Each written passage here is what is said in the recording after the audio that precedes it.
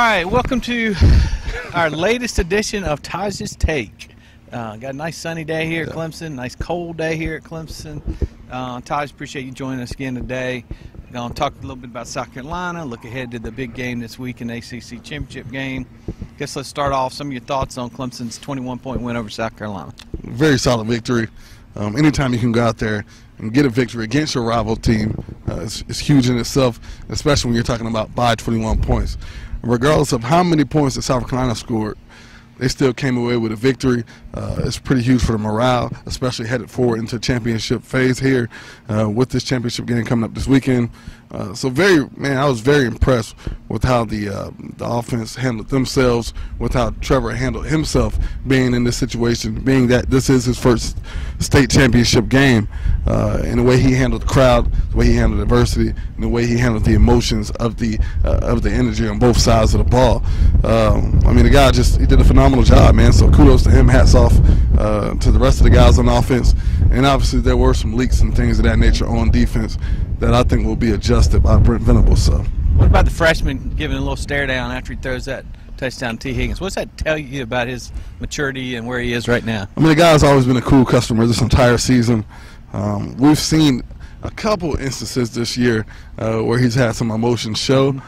He doesn't show them often, so when he does, it's pretty special. Kind of a unicorn in a sense. So that was pretty cool, man. Looking back on it, that's going to be something that's obviously he'll be able to put, on his wallpaper or a poster in his house as he continues to progress throughout his career. So a special moment for him, a special moment for the offense. They went out there and put up a massive amount of points and did it in a fun way. So they were able to get it done on the ground and in the air. I think for me, what made it so special on offense was the fact that this entire season, I've kind of been like, all right, the offense is good, but maybe they're good because of what the defense is doing, because they're getting them the ball back, because they have so many opportunities to have possessions. But that wasn't necessarily the case in this game right here. So to go out there, know that they can go toe-to-toe with anybody, go out there and get points on the board, regardless of the circumstances, show me a lot about this offense and how they've matured underneath Trevor Lawrence. So, I think if you had to be optimistic about one thing, it's that if we did get into a shootout and they had to go out there and get the points necessary, that they could. Alabama, you might. Yeah. Timing. Obviously, a lot of things Coach V needs to fix off of that film. Is it good that came at that point in the season, a 21-point win over South Carolina? But you can't have those things against Alabama or Georgia in the playoffs. No, not at all. And obviously Alabama and Georgia can throw the football as well, or whoever makes it that far. There's some leakage out there. there's really no way to sugarcoat it. There was some busted coverage, and some of the guys just got beat. Just flat out beat in one-on-one coverage. I will give some credit to Debo Samuel, Shy Smith, Brian Edwards. Those guys are phenomenal athletes. But it is tough leaving your players in a situation like that in one-on-one matchups on an island if that's not necessarily what they're built to do. Saying that, I think Clemson defensively was trying to find a way to pressure Jake Bentley, find a way to get to him, and make him throw off his back foot, much like Daniel Jones had to do at Duke. If you watch that game and rewatched it, you realize that he had so much pressure that he couldn't get his feet set into the ground. Jake, on the other hand, was able to get his feet set, beat the blitzes with the throw. And whenever you got a guy like that trying to add on, you're going to have one-on-one matchups with your wide receivers, and they won. So, Brent's going to have to try to find a way to get to the quarterback without leaving his guys in situations and exposing them to those type of matchups. All right, let's jump ahead this week, big week, ACC championship game. You know what it's like to stand out there and stand on that stage 2011 and win this championship. Now it's kind of like fans are like, oh, okay, who we playing in the playoff, right? Right. That year, let's go back to 2011. Clemson hadn't won with the championship game format yet. 20 years, man. Talk about that, what it was like that year. It was special for us. I still remember winning the division against Wake Forest and how monumental that was for us at the time. Obviously, we've progressed well past that. But this is a big one, man, and it always is. And Charlotte's a very welcoming place. It's pretty customary now and kind of ordinary for Clemson to continue to make these trips to Charlotte year in and year out. And that's something that I think the fans don't want to. You get so used to doing it after a while that you don't necessarily think that it's a big deal, but it is a big deal. And I think that it's going to continue to be a big deal, regardless of who we're playing on the other side of the division. This is a big one. And, Pitt, I mean, we talk about the 2016 game. I mean, they got a victory against Clemson. I think this is a totally different team, especially looking at how well Clemson has continued to build their program and looking at where Pitt is at in their loss against Miami last week. I think that's going to have some play into this game coming up as well. But Pat Narduzzi has done a terrific job at Pittsburgh, you know, getting his guys into this game. I mean, going out there and winning the Coastal Division for the first time is pretty special in itself. So I know that those guys aren't going to take this trip for granted, but I think this is another opportunity for Clemson to continue to build on heading into playoff mode. Last week, Pitt in the Miami game, when you look at it, yep. I mean, Kenny Pickett, the quarterback over there, had 130 yards through the air.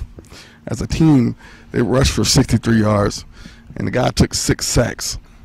Not necessarily what you want to do, formula to beat Clemson at this time. So I think Clemson's defense is going to be pissed off. I think Brent's going to be on edge even more this week, and they're going to go out there and continue to make a statement and let people know why they're one of the top defenses in all of college football. All right, this team has a chance to go out there and win. These seniors have a chance to go out there and win 4 ACC championships. They only lost 1 regular season home game, 1 regular season away game, their whole career. Yeah. I mean, how special was this group that could go out there and win their 4th straight title? I mean, I don't even think they realize how special that is. Mm-hmm.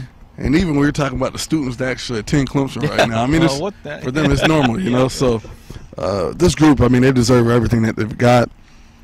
They are the brothers out there, man. Mm-hmm. And when you look at the way they rally together, when you look at the leadership that's on this team and the maturation of it, you know, this is a great group that it happened to, man. So I think that they set the standard, you know, for the next group of players that are coming in. And, you know, again, we keep talking about for years to come, this is what it may be. But when you talk about the foundation that's been set by this group of seniors for that next group, Xavier Thomas, KJ Henry, that's what leadership looks like in their eyes. So if that's what leadership is to them, they're going to continue to lead it the same way. Dad, I'd like to say the best is yet to come. Yeah. It's going to be hard to do better in this senior class. I know it, man. It's special. I mean, we're the winningest senior class in the history of the conference, right? Yep. I mean, that's going to be tough to overcome right there. But I mean, Clemson's done. We've said that, you know, this year is going to be a down year every year, or this year is going to be better than the next year every year. So, you know, regardless of the situation, Clemson's just going out there and continuing to evolve and elevate year in and year out.